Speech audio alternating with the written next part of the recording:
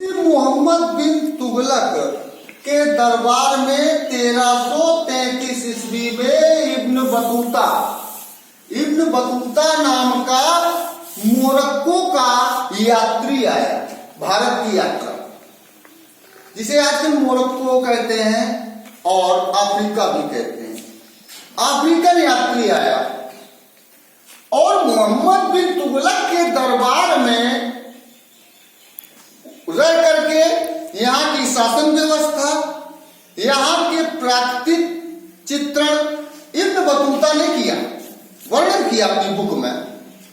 इसके बाद 1342 में सुल्तान मोहम्मद बिन तुगलक ने इब्न बतूता को श्रीलंका में अपना राजदूत बना करके भेजा।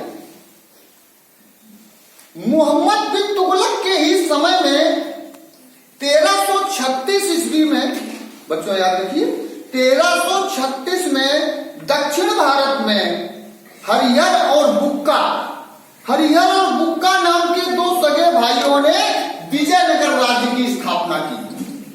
विजयनगर राज्य की, तो विजयनगर की स्थापना किसने की? हरिहर और बुक्का ने। 1337 में बहमन शाह ने दक्षिण भारत में ही बहमनी राज्य की स्थापना की। याद रखिए, बहमन शाह ने बहमनी राज्य की स्थापना की। 1351 में मोहम्मद बिन तुगलक की मृत्यु हो जाती है और 1351 में ही फिरोज तुगलक गद्दी पर बैठता है। फिरोज तुगलक ने जो 24 कष्टदायी 24 कर थे, उनको खत्म कर दिया। फिरोज तुगलक ने ही अलाउद्दीन के समय में अमीरों से छीनी गई भूमि को वापस भी कर दिया। केवल 4 कर रखे, लेकिन एक चीज और है, यही फिरोज तुगलक एक ऐसा शासक हुआ है जिसने ब्राह्मणों पर जजिया कर लगा दिया। फिरोज तुगलक की मृत्यु, फिरोज तुगलक की मृत्यु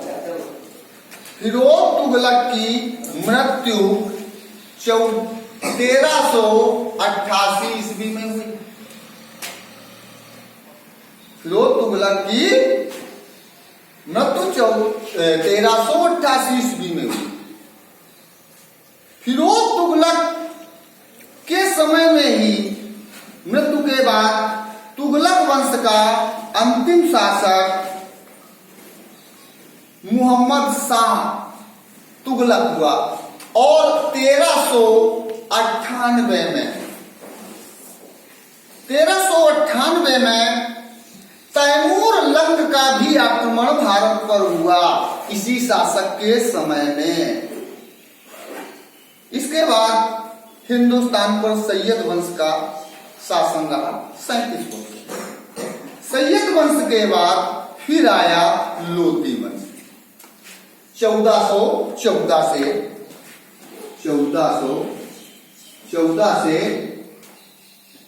1526 तक, 1414 से 1526 तक लोधी वंश का शासन रहा।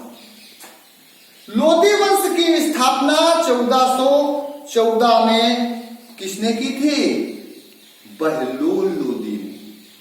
किसने किया था? बहलोल लोधी ने। बहलोल की मृत्यु के बाद उसका पुत्र सिकंदर गद्दी पर बैठा। सिकंदर लोधी ही एक ऐसा शासक था जिसे मूर्ख शासक कहा जाता है। सिकंदर लोधी ने मंदिरों को तोड़वाया और जो प्रतिमाएं थी उनको टुकड़े टुकड़े करके कसाईयों को बांट बनाने के लिए दे दिए, मांस तोलने के लिए। सिकंदर लोदी ने 1504, याद रखिए 1504 में सिकंदर लोदी ने आगरा शहर को बसाया। आगरा शहर को किसने बसाया? सिकंदर लोदी ने। कब बसाया? 1504 ईस्वी में।